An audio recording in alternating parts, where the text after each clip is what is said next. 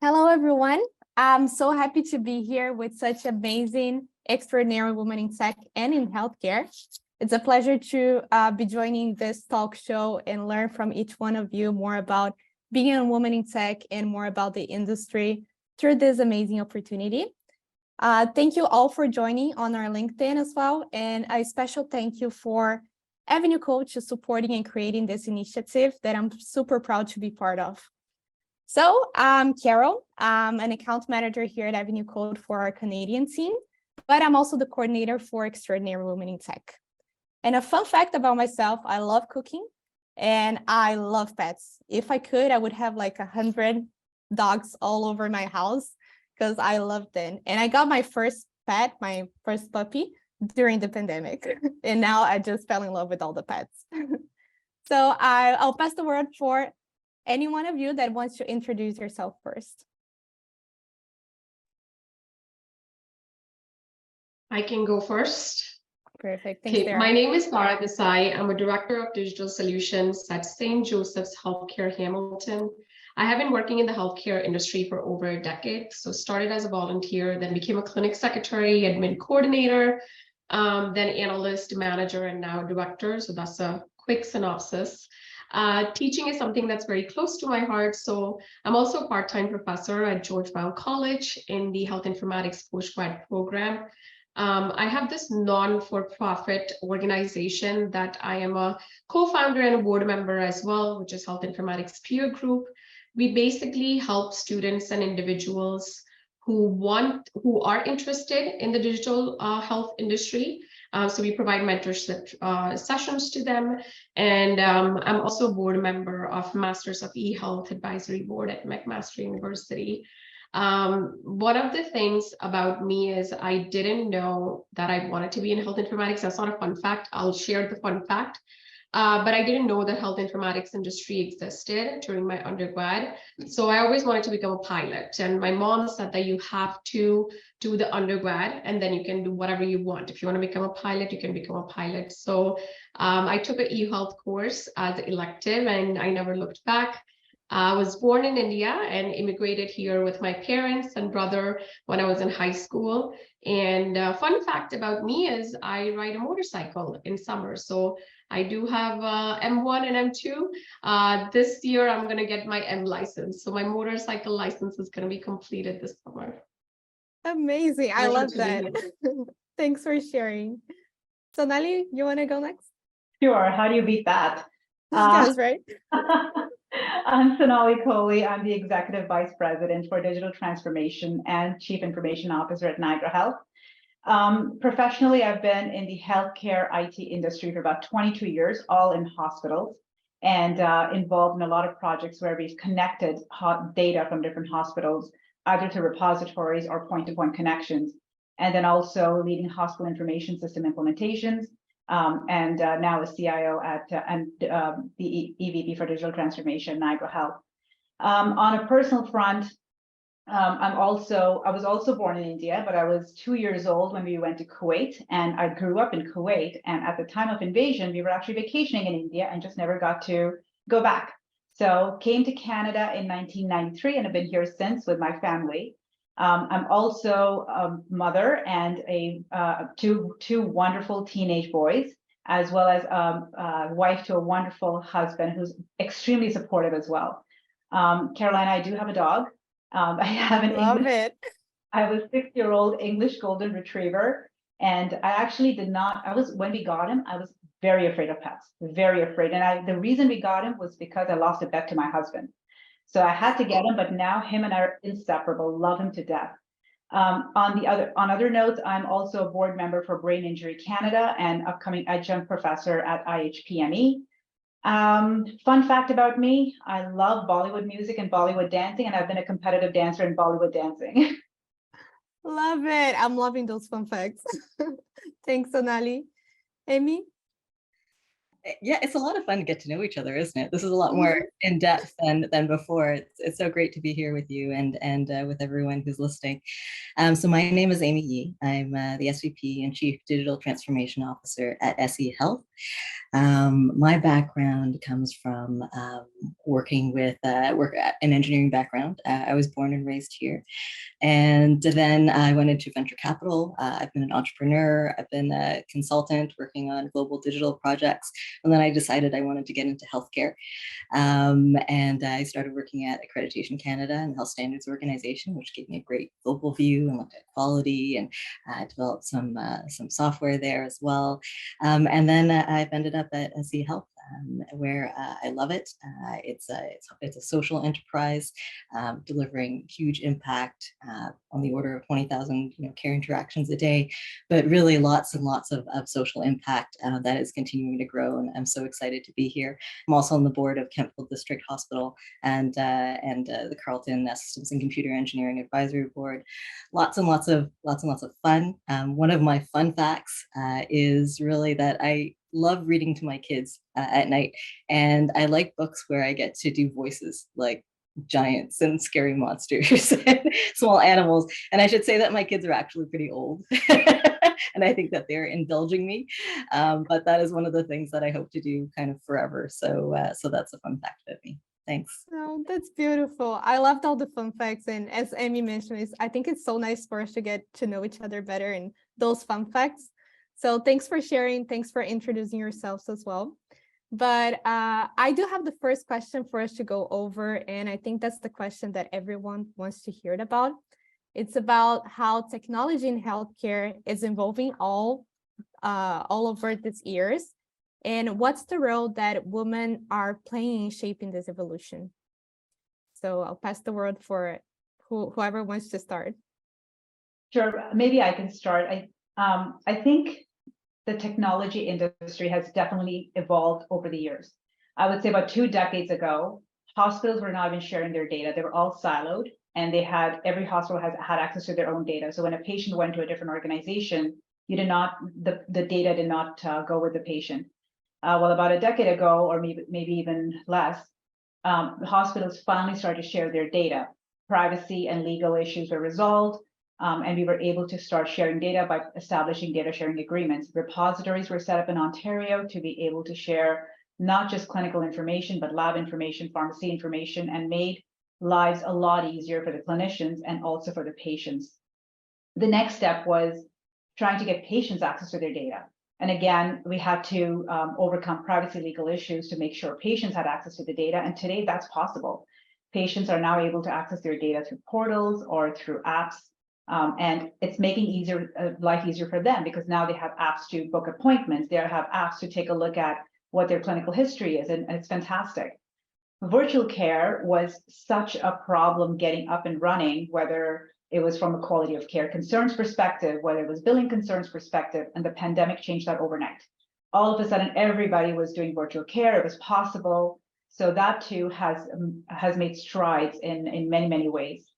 I think the next thing we need to get at, and some have achieved it, but in Ontario, I think we're still behind, is getting access from personal devices, such as Apple Watches, getting health information from there into the hospital data, into their healthcare repository. So that is something we need to do, and again, need to deal with a number of other issues surrounding that: data governance, privacy, legal, whatnot, and trying to get there. So we've made a lot of strides, but we still have a lot of ways to go.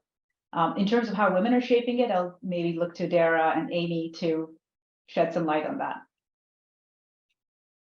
Great. I can actually provide some of the examples. I do want to provide examples from the past, but I also want to talk about current situation as well, because I feel like, as Sonali said, the work that's been happening in the healthcare industry, it's been so important right now that's happening. So one of the examples that comes in my mind from the past, her name is Ada Lovelace. Basically, in 1843, Ada became the world's first computer programmer at the time where women could hardly access basic education, let alone a scientific one. I think her story is very inspiring and hopeful. And Ada was an early computer programmer and is actually considered the first person to recognize the potential for computers to be used in healthcare. And she envisioned a machine that could analyze medical data and assist physicians in diagnosing and treating the patients. And that was like so many years ago, right? So this is like, there are many examples, men or women, but while we're talking specifically about women, I have to mention the current woman that I work with every day, VP and CIO of St. Joe's, Tara Coxton, and she has built great teams under her leadership, and her ability to lead the team is impeccable.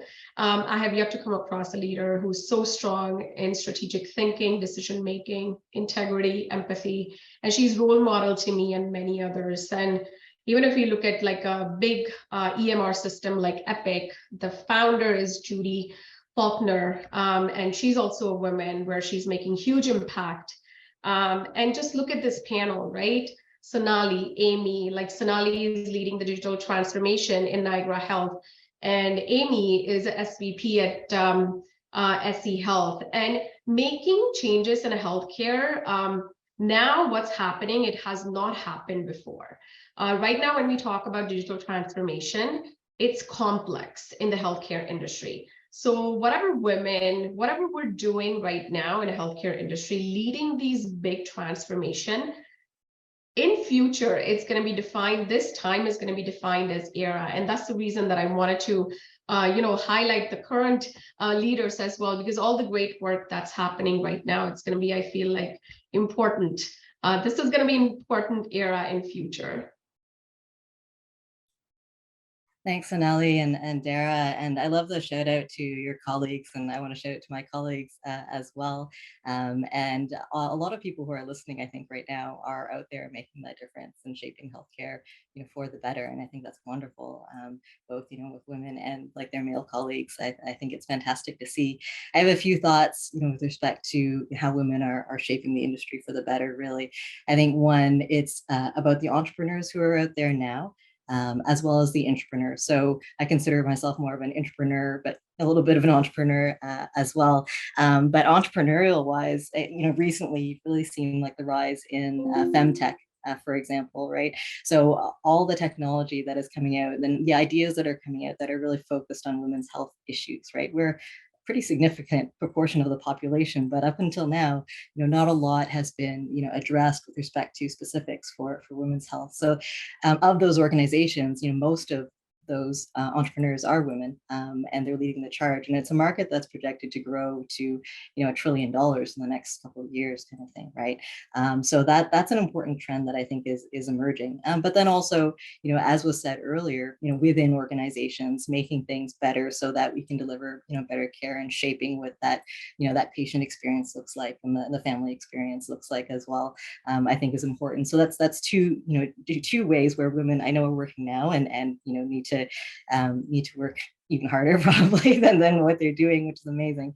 I would say also my personal experience, I've seen a pattern emerging with some amazing women who are leading and shaping technology, and some of them have technical backgrounds and others have clinical backgrounds, or come from a BA kind of background or other sorts of backgrounds, and they're all sort of coming in to really lead as product owners or as innovators in developing technology. And I think that's amazing to see, and they're all bringing a lot of collaboration and empathy and fierce determination to the table to complete these projects, and that's beautiful.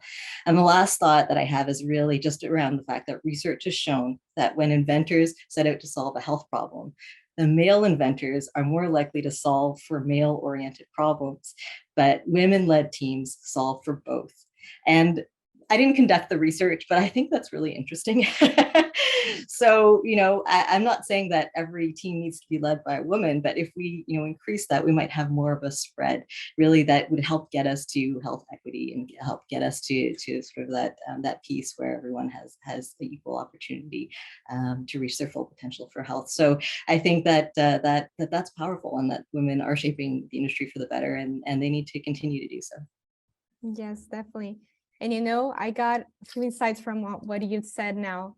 And I know the difference of having a woman leader and also a woman leading a few stuff, and also having women in your team. So having these diverse ideas and experience in your team, I think that makes a lot of difference and shapes some equal goals and solutions for everyone.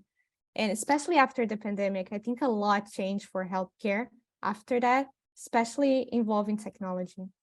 So thanks for sharing your insights about that. But well, being a woman in tech is not easy. You all know that.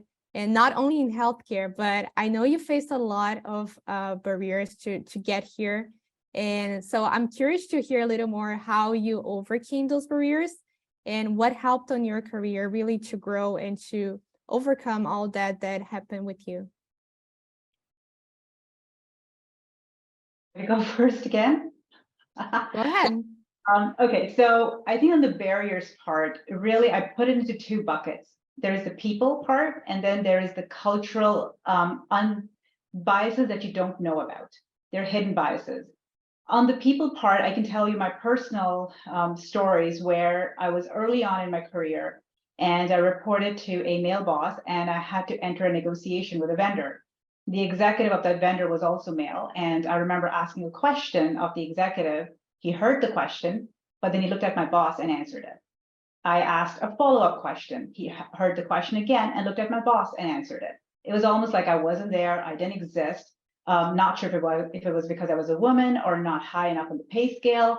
Not sure what it was, but it was something that kind of chipped at the confidence a little bit. And now that I'm wiser and more mature, my advice would be to call that behavior out and saying, I'm right here. I answered the question. You can look at me and answer right away. Back then, I was way too junior in my career and did not have the guts or the wiseness to answer, but I think I would highly recommend anybody, men or women, to say right there and call that behavior out.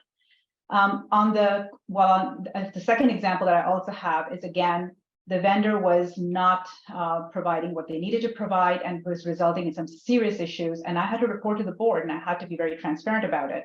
Well, the vendor did not like the fact that I was so open and they started to get personal and chip at my confidence, letting me know that I did not have the skills that I should have to be at the position I have and just chipped away at that confidence.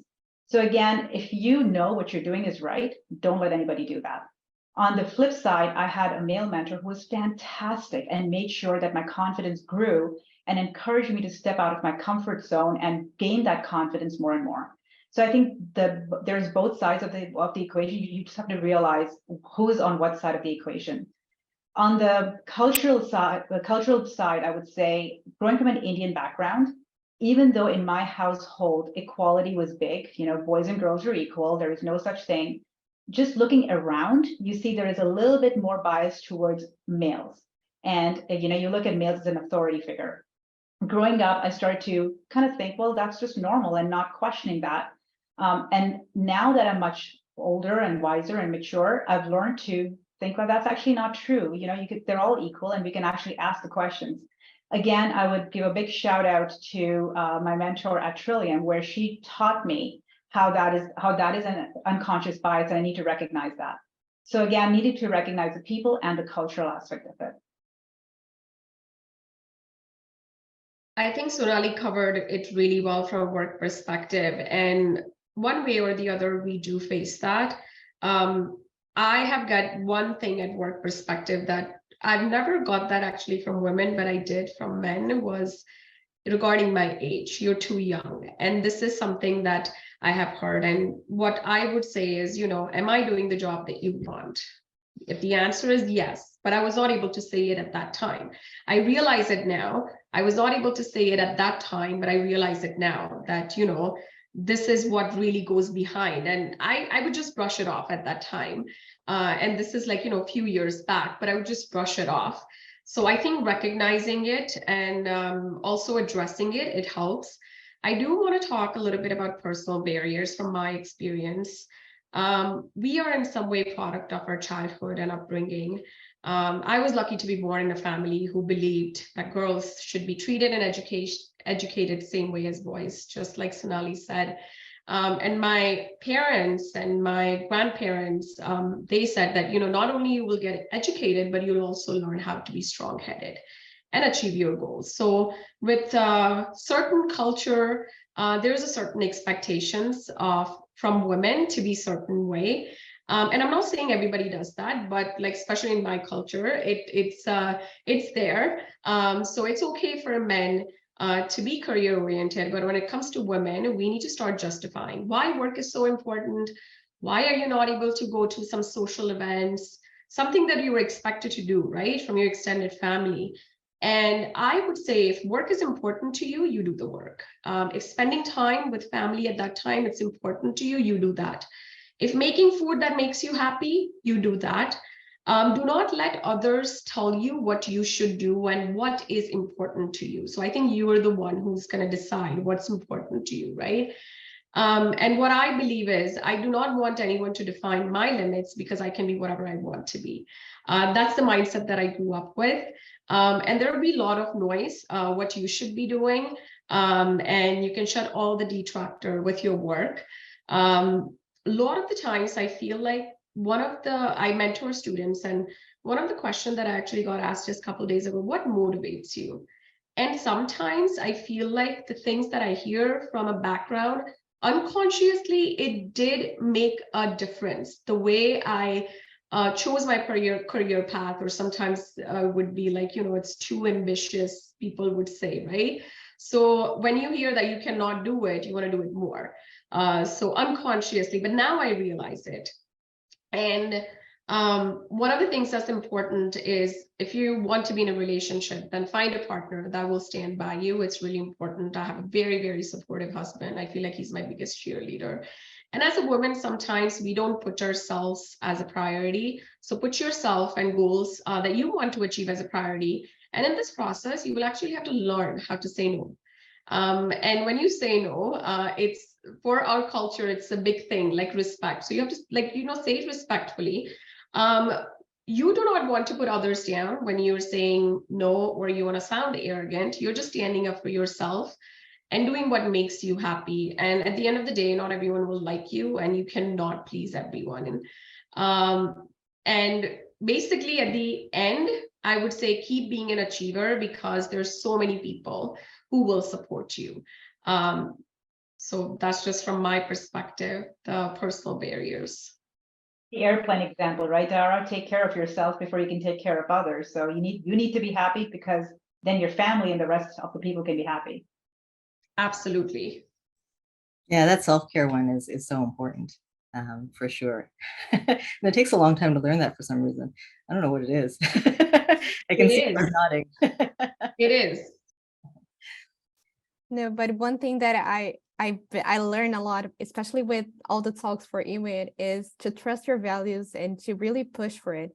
So if you believe in something, trust yourself first, and also like this confidence. So having all the supporters and mentors to trust your work and also to keep pushing you, I think that's something that always help a lot. So thank you all for sharing again. And you have some, okay, go ahead, Amy. You don't mind. I just wanted to talk a little bit about it from an ecosystem perspective in terms of barriers, because I think that, it's not just one barrier. I think there are multiple barriers, and those barriers lead to more barriers. Okay. And, or challenges or opportunities, however you want to say it. So, I'm going to say something, and it seems, crazy, but, some girls are still getting the message, I think, before deciding to take that career path into technology, they're still getting the message that, STEM or, math, technology, it's too hard for them. And it seems astonishing that that would happen today, but I do believe it is still happening today. And so that's right at kind of the entry point to getting into this kind of a career path that we're fortunate to have. So that's one thing. That's before they even start applying for secondary. I think another thing is kind of when they get there, a lot of young women tend to think that they need to be better than they actually have to be in order to even get into school. So looking at some data, and I won't say what school it was, but let's say there's a 70% kind of threshold for getting into an engineering program, let's say. When you look at the women applicants, right, they've all got like 80s and 90s kind of thing before they apply, but men might have 60s, and then they'll still apply to the program, right? So we're missing out on some applicants because women tend to think that they have to be perfect or better at perhaps, that's something that could be happening. And then once they get into the workforce, very few are promoted into leadership positions and put on sort of that career track, right? Okay, so that's another barrier. And then if they don't get into those leadership positions, though, they won't become investors necessarily, because a common path to becoming an investor is to have spent a lot of time in a leadership position or have all that experience behind you.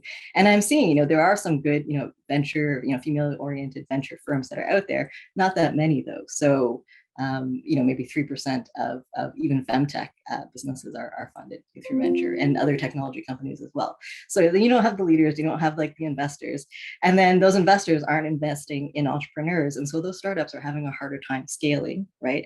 And so as a result, we're seeing fewer role models, or fewer than we should maybe, and then those girls at the front end maybe aren't seeing all the role models that they could be seeing, and we just haven't made as much progress as I would have thought that we would have made.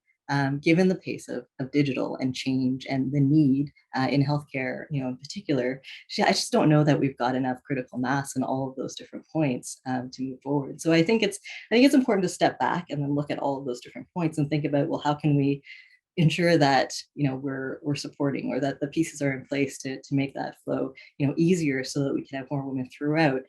Because I feel like thousands of years ago when I went to school, it was more of a focus on, feeding, getting that initial sort of feeder sort of set of people into programs, but then it can't be sustained if you don't look at, downstream as well. So I just wanted to put that out there. I don't know if you guys agree with that or not, but I'm seeing nodding heads, so maybe you agree. And then in terms of what, has helped me, I'll just say one thing, just giving myself permission, to be wrong, actually took me, quite far. And I think that's important too. Thanks. Can I add, Amy? I think you're absolutely on the ball on that one. I think as women, we also tend to be shy in terms of asking in the workplace environment for what we think we deserve, or just what's going to help us. So highly encourage, if our male counterparts can do it, so can you. I would highly encourage, if you have not gotten that promotion, but you absolutely thought you should have, no harm in going to the person who is hiring and saying, what skills was I missing? What can I do to get to that next level? That way they know that you're ready and you have a path ready, and that you know that you're capable. The second thing that I would say that has helped me in my career, if you find a mentor that you think is going to help you in the path, reach out to them. There is no harm in asking. And I can tell you, mentors have played a huge role in my life and in my career, and that's why I am where I am today. Ask for that mentorship. Me too. And it's funny because I just had someone ask me about mentorship last night. And, what I said was, people are generally more open to going to coffee, like once they've connected with you than you think, because they want to give back a lot of the time. And sometimes it's, it's hit or miss, but you'll generally have a good conversation with someone. And I think that the single greatest, thing probably for me was having good mentors as well. So thanks for making that point, Sonali. I agree with both of you. I think having a good mentors, that plays a huge part in terms of your, in your career journey, or the kind of leader you actually become too, right, in future. And same with me, I have had amazing, and I still have amazing male and women, both mentors. And I think they play a huge part. And sometimes it's not just like, sometimes they're your mentor in terms of you just observing them and you're learning so much. It's not constantly you have to talk to them, right? And that's just such a great thing about that you observe somebody's behavior, and you're just able to grasp that. But having those mentors in ongoing career journey is very important. Sure. Well, since we're in the subject, we got a few questions, and I think from our audience, and I think it really covers well what we're talking about. So the first one is, if I think we can go fast with this one, so just one of you can answer because of the time, but how can they identify with a good mentor and for an early career? So someone that is just starting, how can they identify with a good mentor? Good one. So I'll give you an example both at UHN and at Trillium. I found the one person in each organization where I thought their style, how they treated their team, how they treated their vendors, how they treated their peers, and how they managed up was so impeccable, and they got stuff done. They got deliverables done.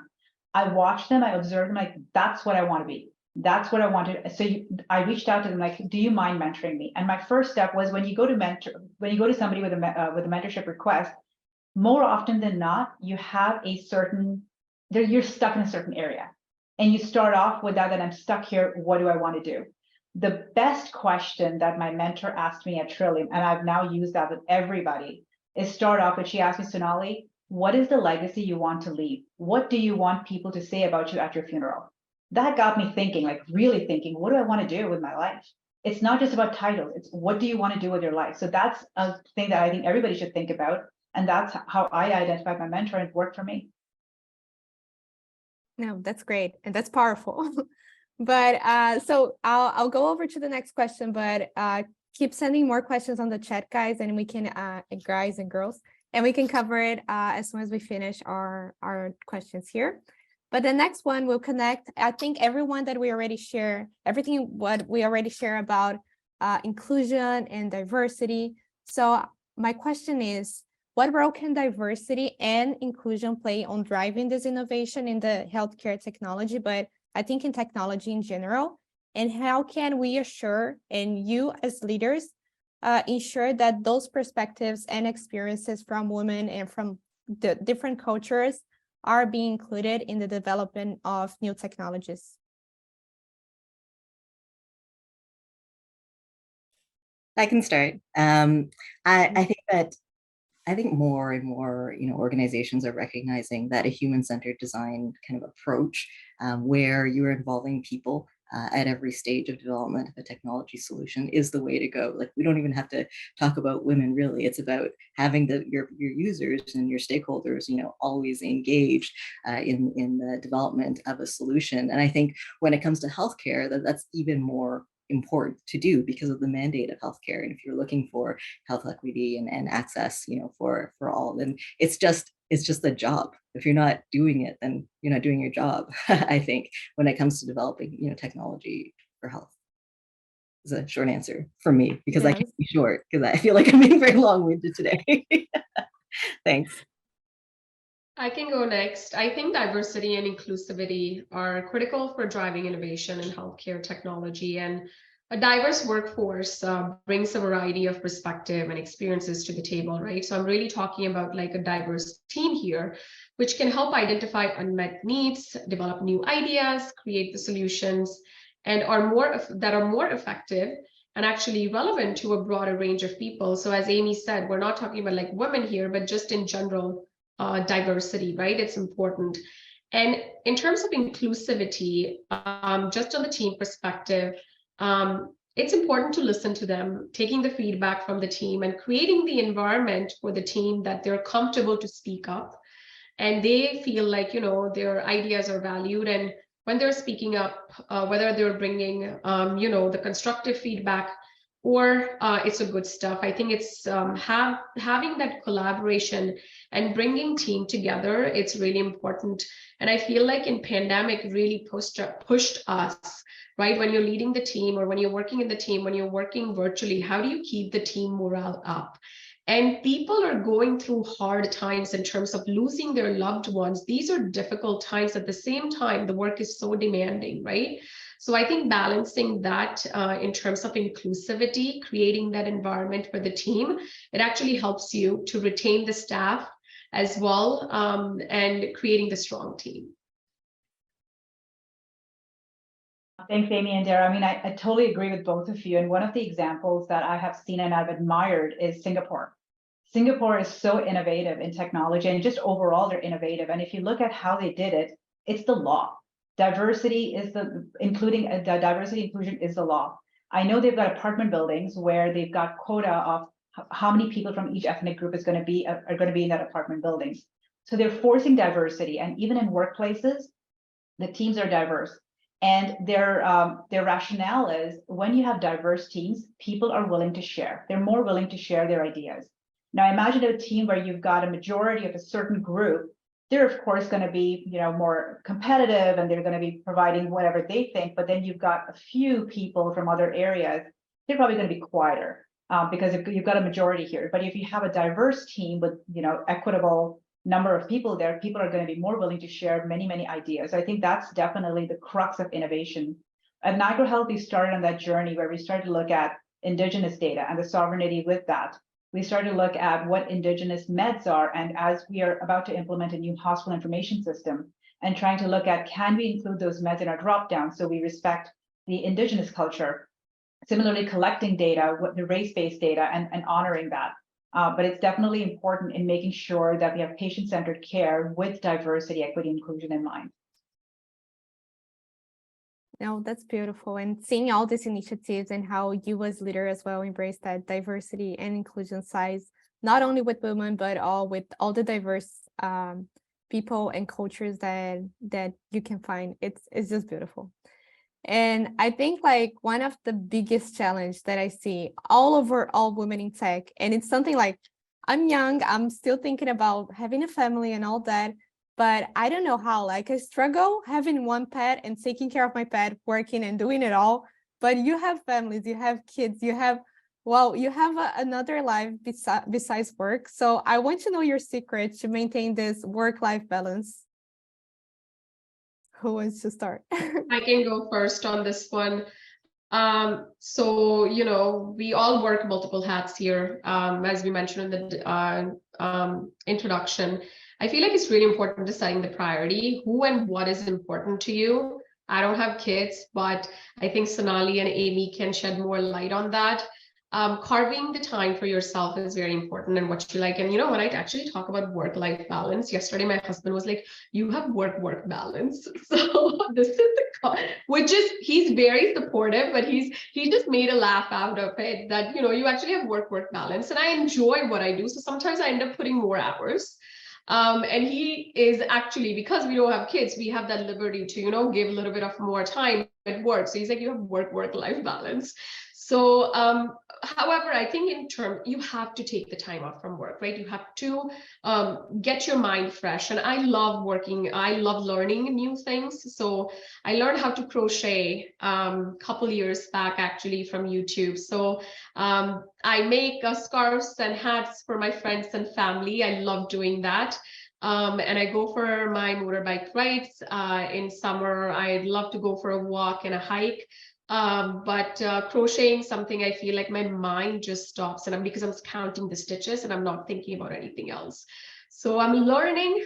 This is for me, it's a journey to learn a work-life balance, but I am putting more effort, to actually balance my life with work, because at the end of the day, work is means to live your life, right? Work is not life at the end of the day. So I think it's really important to do that.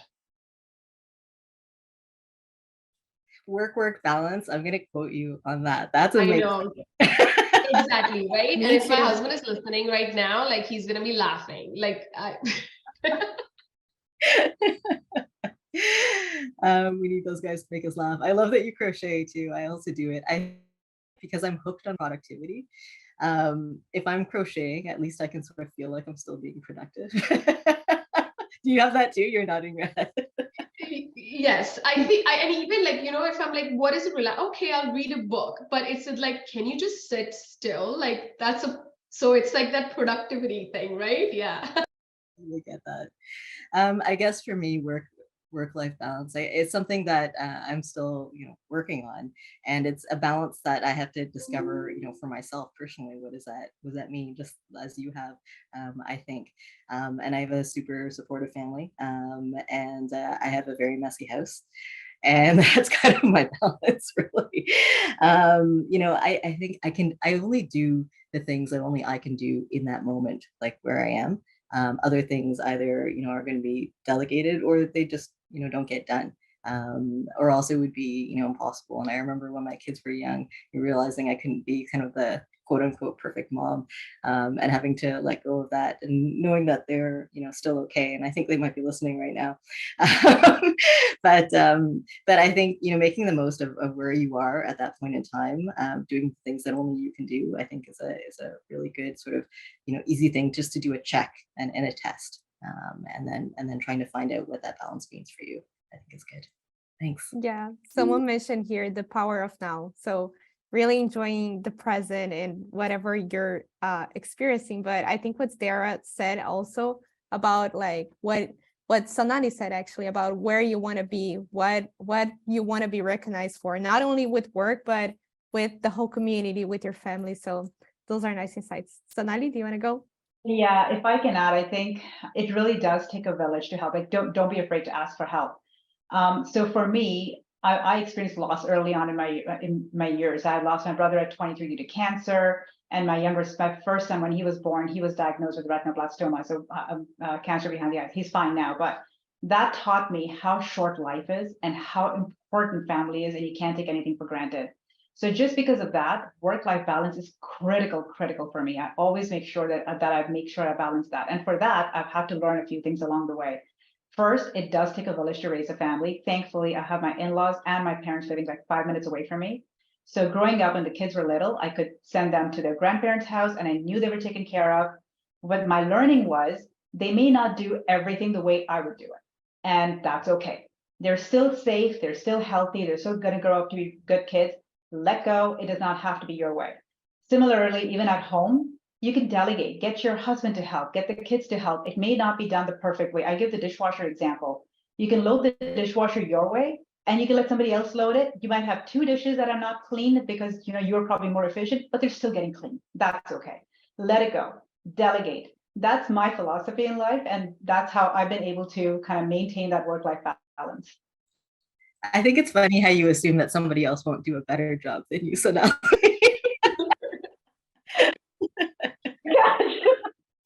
But this dishwasher example is actually a real thing. Like, we got a new house and now me and my husband will live in our house. And this dishwasher thing actually happened to us. And I'm like, why am I arguing on damn dish? Like, it's okay. He's doing it. Just let it go. Right. So, yeah. No, that's funny. And I love those kind of examples that we can bring and compare to another thing. So thank you all for sharing this. And I have a few questions from our audience too. And someone asked us one of my favorite questions. It's something that I always love to hear from our speakers. It's, what kind of advice would you give to your younger self before entering to such a male predominant area that is technology? So what is something that you would like to hear that would make a difference in your life now? I know I can give you some time to reflect on that. I know it's some hard question. I can start maybe. I would say younger me, I wasn't aware. As I said, this is not the industry that I wanted to be in. So a lot of the things were unknown for me. And at that time, I was actually lucky to have a mentor who was executive director of the clinic that I was working for. And he supported me so much in terms of navigating those unknowns. And my first manager in the informatics, I have to shout out to her, Albina. If she was not there, I wouldn't know. So I think I was just clueless as a young person. And I feel like even as a student or even as a new employee, I was scared to ask questions. So what I would say is, don't be scared to ask questions. And also at the same time, if you have a different opinions than others, it's okay to raise that. A lot of the times I did not, and what would others think? But if you have an opinion, I think you should raise that, even though it's different. I think it just brings different perspective on the table, right? So I would say that to myself, that, don't be afraid and don't be shy. That's what I would say. Those are the 2 things that come in my mind. Crack at it. So my background, even though I'm a CIO now, my background has nothing to do with IT. In my educational background, I don't have any computer science degree. What I have is an MSc in biotechnology and an MBA. I fell into IT just by chance and into project management. So at the time when I became a project manager, I felt like I should know stuff. Like when people have asked developers to create stuff, I should know the interworkings of the technology, the architecture. And I tried really hard, but because I did not have an educational background, it was a little hard. I learned very quickly, you find your subject matter experts and you trust. You can ask the right questions, but you trust as much as you can. You don't have to know everything all the time, and that's okay, because you've got subject matter experts who are there, and that's what they're there for. That was my learning.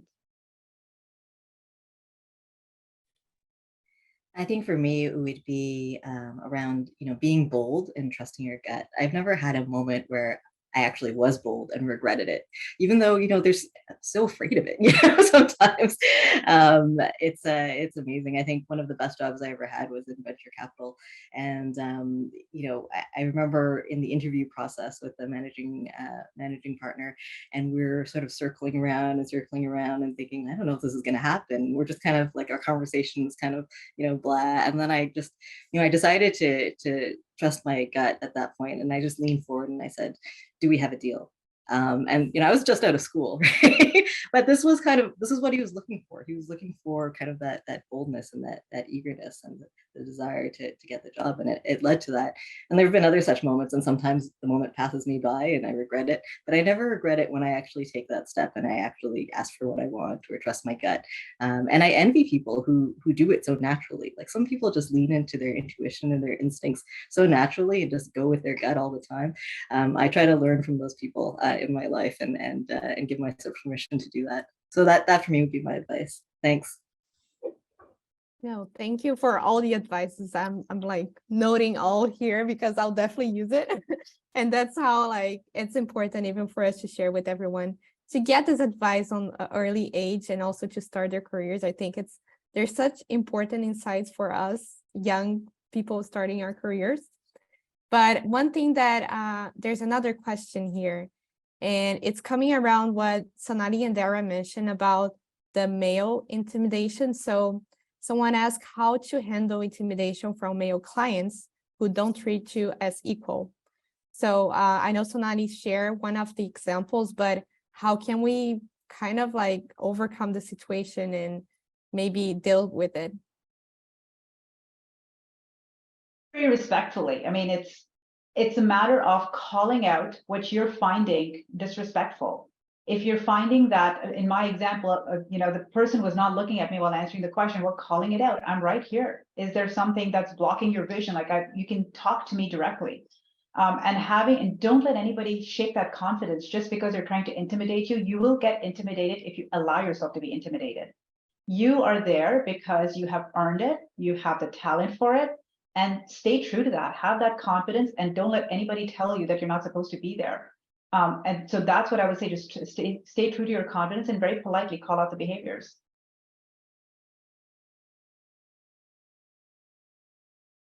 I agree with that. Dhara and Amy, do you want to add something on that? I know it's a tricky question, and it's something that we all go through any point of our lives, and it's hard to deal with. But if you have anything to add. I just, I appreciate that the question was about a client too, which makes it tricky, also if it's someone who you're trying to serve as a client, for instance. But I completely agree with Sonali, and I think that there's support for being confident in yourself. I think that, physical intimidation is sometimes different. And I think that women, encounter that as well. So sometimes you have to, be more careful with that sort of intimidation, for sure. I think, where it's more straightforward, not becoming what they expect you to be, not being forced into a position where you're becoming something that you're not, is important. But yeah, unfortunately, physical intimidation also exists. Thanks. Perfect. Thanks for sharing. So I think we're almost at our time. So I want to, ask each one of you to share your final insight. For everyone that is watching us, something that you would like them to take home with them, maybe reflect on that or something. Well, we shared a lot here, so of course you can repeat something that you already said. But if there's something that you want them to bring home with, or not bring home, but stay at home with them, what that would be the last advice that you can share for us? I think I can go first. I kind of said it in my answer, but don't let others define your abilities. I would say stay confident. A lot of the times as women, or just in general, we hear things from others and it would shake our confidence, whether it's in work or personal life. So do what you like, do what makes you happy, and stand up for yourself. That's what I would say. I can go next, and absolutely, Dhara, I completely agree with you. And I think the number 2 takeaway would be take care of yourself. As women, we take on a lot, whether it's family life, whether it's kids, or it's work, or whatever it is, social obligations. But unless you take care of yourself, you're not going to be there. And don't let anybody ever make you feel guilty for taking the little me time. For me, every Friday and Saturday, my husband and kids know this. I take my chips, I take my Coke, I go down to the basement and watch a movie, and no kids allowed, no husband allowed, no dog allowed. And they know that. That's me time, and nobody can make me feel guilty about that. Even the dog is not allowed. Just kidding. What about you, Amy? I can't take credit for this, but this is an insight that I really liked. So we talk a lot about imposter syndrome, right, in these kinds of conversations. And, it's often sort of thought as kind of an internalized, it's me, I have imposter syndrome. But, there's also an external influence that plays a role in imposter syndrome. So, for everyone who's here, are they seeing, or are they ever playing a part in making someone else feel like they might be an imposter when, maybe they're not? I think it's both internal, but it's also external. So I think that there's a level of support and recognizing how to create a safe space that is, it's something there for all of us, like men and women and everyone. So that's mine. Thanks. Sure. Thank you so much for all the insights, all the knowledge. I think I learned a lot. I felt inspired. I got some notes, some things that I'll try for sure. And I really want to thank Sonali, Dhara, and Amy to join me today here. Thank Avenue Code again for supporting and creating this amazing initiative. And also, I hope to see you in person in our upcoming events in Canada, US, or any place remotely. Thank you so much. And thank you for all that joined too and support us in this amazing initiative.